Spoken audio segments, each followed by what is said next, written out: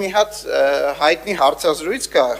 այդ հարցազրույցի ժամանակ հարցազրույցավարին, որը Յուրի Դուդին է, երևի գիտեք, հյուրերից մեկը հարցնում ասում է, ինչպես կբնութագրեիք այն մարդուն, որը կամավորագրվել է ռազմաճակատ, կռվել, կուրացել գազային հարձակման ժամանակ, ծանր վիրավորվել ոտքից, սողալով հասել բժշկական կենտրոն, իմացել, որ իր հայրենիքը դավաճանվել է ու մի քանի տարի կուրացել է սարսափից, ապա ստացել է բոլոր բարձրագույն պարգևները, վերադարձել, եղել է հայրենասեր, երբ հասկացել է, որ իր հայրենիքը ավարտվում է, ինքնասպան է եղել։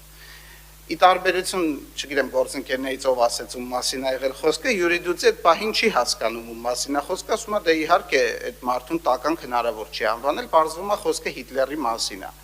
Հետևաբար, եթե դուք ուզում եք առաջ հաշվեկես իսեր ասո, պարոն Գրիգորյանին ոչ մի կերպ Հիտլերի հետ չեմ համեմատում, խոսքը տրամաբանության մասին է, հիմա չլսի իզդիս նեղանա։ Խոսքը նրա մասին է, որ պատվավոր քաղաքացի, եթե դուք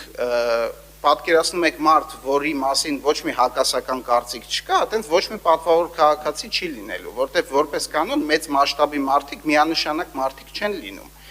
Հենց նախորդին լսում էի Լևոն Մալխասյանի հարցազրույցը եւ հարցը տրվում է բոլոր հարցազրույցավորը հարցնում է, ինչպես հասկացաք հարցազրույցների ժանրը շատ եմ սիրում։ Ասում է բոլոր վաստակավոր ջազմենները այտենց լավ մարդիկ են եղել, ասում է հեչ պարտադիր չի, մարդու տաղանդը լավ մարդու հետ կապ չունի։ Հետևաբար իմ կարծիքով էլի ես հավաքանու անդամ չեմ, եղել եմ ընդամենը մինիստրի շրջանակներում, հա։ Իմ կարծիքով այստեղ չպետք է գնահատվի, թե մարդուն ոնց են գնահատում իր կոլեկտիվում։ Ի վերջո կոլեկտիվում կարող է շատ արդար մարդուն աշխատանքից ազատես, բայց դժվար է այդ մարդը քեզ լավ վերաբերվի, երբ որ քո մասին կարծիք հարցեն դրական արտահայտ։